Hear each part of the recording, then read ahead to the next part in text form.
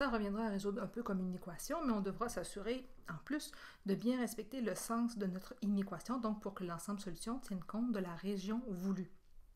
Pour faire cela, vous avez dans un premier exemple une fonction rationnelle et je cherche à trouver les endroits, les régions où cette courbe-là est plus grande ou égale à 12. Ça signifierait que graphiquement, je m'intéresse ici, puisque je veux que ma courbe rationnelle soit plus grande ou égale à 12, je m'intéresse à cette portion-là du graphique. Je veux me trouver au-dessus de la hauteur de 12. Pour ma résolution, je vais débuter comme si je cherchais la solution d'une équation pour trouver le point de contact avec 12, donc ici l'endroit où les deux entrent en contact. 18 sur x plus 6 sera égal ici à 9. On se rappelle, dès qu'on a isolé notre dénominateur, on s'assure de nommer clairement notre valeur critique. Donc, il ne faut pas que le dénominateur soit égal à 0, parce qu'à ce moment-là, on aurait un problème au niveau de la division.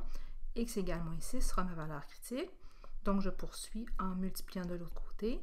18 est égal à 9 fois x plus 6, ou encore 18 est égal à 9x plus 54. Ici, je vais pouvoir rapidement trouver la valeur de mon x, qui serait ici moins 4.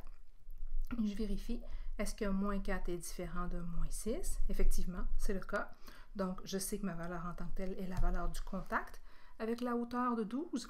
Et mon ensemble solution, qui va illustrer la zone que je rechercherais, serait formé des x qui seraient éléments de la portion qui se trouverait à droite de mon asymptote.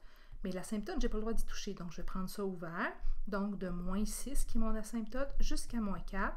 Mais moins 4 fermé, puisque, d'après mon inéquation, j'avais le droit de prendre la partie qui était égale, plus grande ou égale, mais je ne peux pas toucher à mon asymptote. C'est pour ça qu'ici, c'est ouvert. Pour la dernière inéquation, si on regarde ce que l'on recherche ici, on veut plutôt avoir quand est-ce que notre fonction rationnelle elle est en dessous de 5. Donc, la zone qui m'intéresse est plutôt la zone qui se trouve en dessous de ma zone ici. Donc, je vais m'assurer de respecter cette résolution-là. Je vais, dans un premier temps, résoudre comme si j'avais un égal.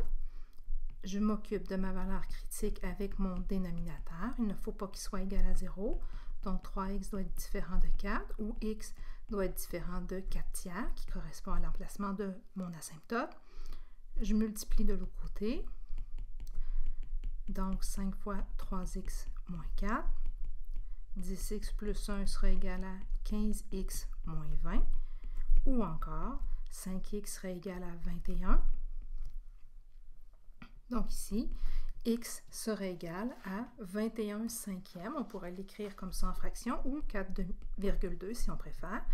On s'assure de vérifier que notre réponse trouvée n'est pas égale à notre asymptote, ce qui est effectivement le cas ici.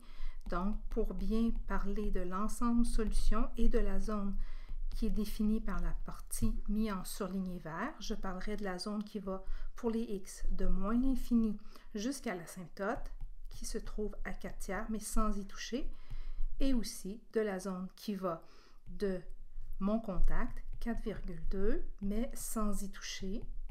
Pourquoi? Bien, pour la simple et bonne raison qu'ici, je devais avoir strictement plus petit, donc je n'ai pas le droit d'y toucher, et encore une fois, je ne peux pas toucher à mon asymptote non plus.